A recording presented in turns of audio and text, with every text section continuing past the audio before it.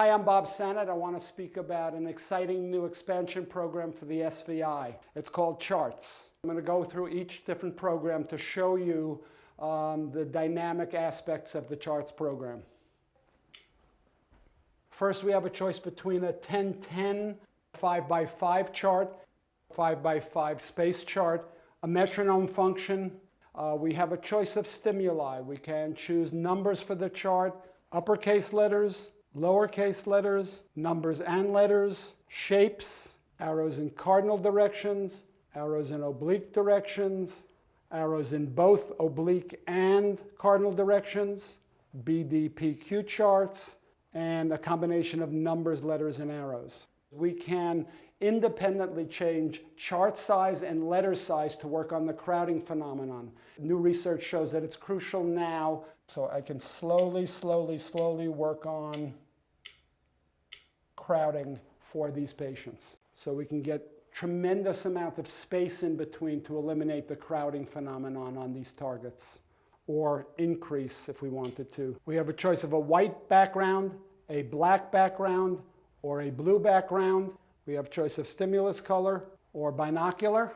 We have a choice of having red, blue fixed, binocular, or random pattern. You also have the ability to modify contrast sensitivity on all of the charts and record whether we've worked on the right eye, we've worked on the left eye, or we're working with both eyes. If I were to pick black background and blue stimuli color, what I'm going to get is a chart that has absolutely perfect cancellation. So you can work monocular in a binocular field with these charts as well. And obviously, you can also change the chart size, the letter size, the crowding on all of these. There's 3 different binocular programs. One is fixed, where it's red, blue, red, blue, red, blue, and you get perfect cancellation here as well with one eye or with the other eye. We can do it binocularly, where some of the letters are seen with the right eye, some of the letters are seen with the left eye, some of the letters would be seen with both eyes. And then we can do it randomly. So instead of columns, they are random. And again, we're working with an unpredictable variability here with red and blue, right eye and left eye. We have the ability to print any chart. We could print any size chart, any colors we wanted to, a binocular chart if we wanted to, like this. With younger patients, you have a 5x5 chart to make this much easier. The next chart program is motion.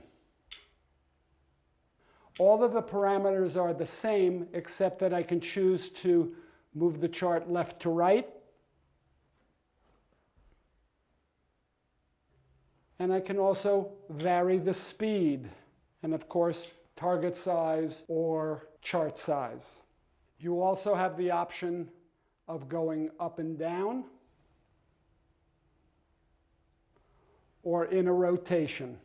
A clockwise rotation, a counterclockwise rotation, or one that's going to go a number of rotations in one direction, then a number of rotations in the other direction.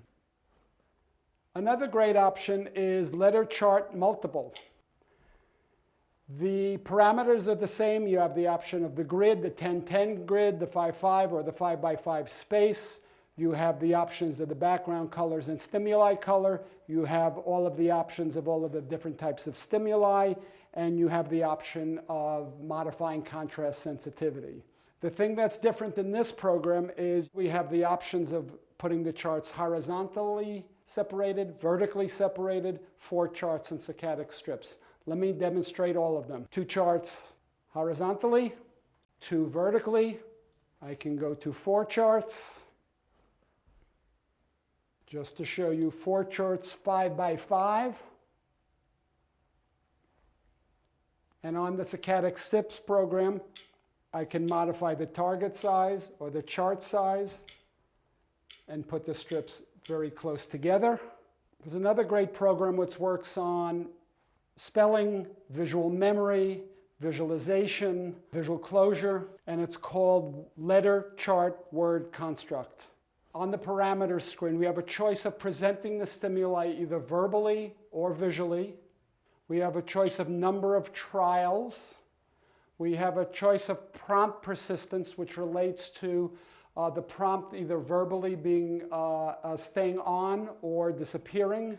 All of the other things, stimuli color, background color, and stimuli in terms of the words. We have various levels of the words going through from easier words to more complex words as you would go through grades in school.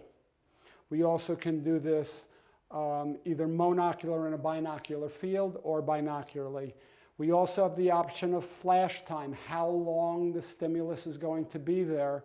If prompt persistence is on, then the prompt will be there for as long as you want it to be. If the prompt persistence is off, then it's going to work like a tachistoscopic presentation, and we can change how long the stimulus is going to be presented. And of course, we can always work on contrast sensitivity.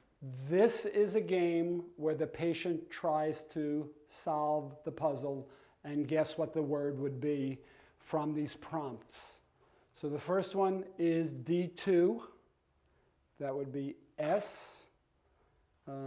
I don't know what word this is yet. C3. H. Now I could choose to solve this. I think I can solve it without doing the prompt. And I need to look for, I think the word is she. And I'm going to look for an E.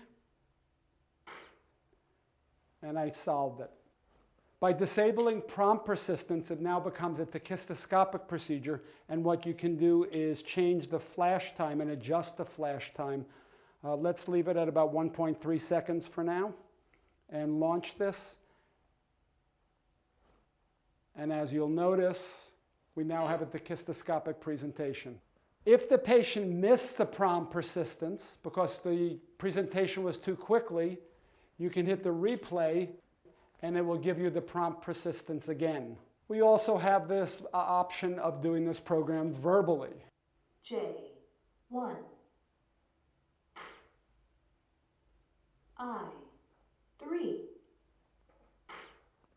The next program is peripheral letter charts. This program is similar to McDonald cards, but with many more options.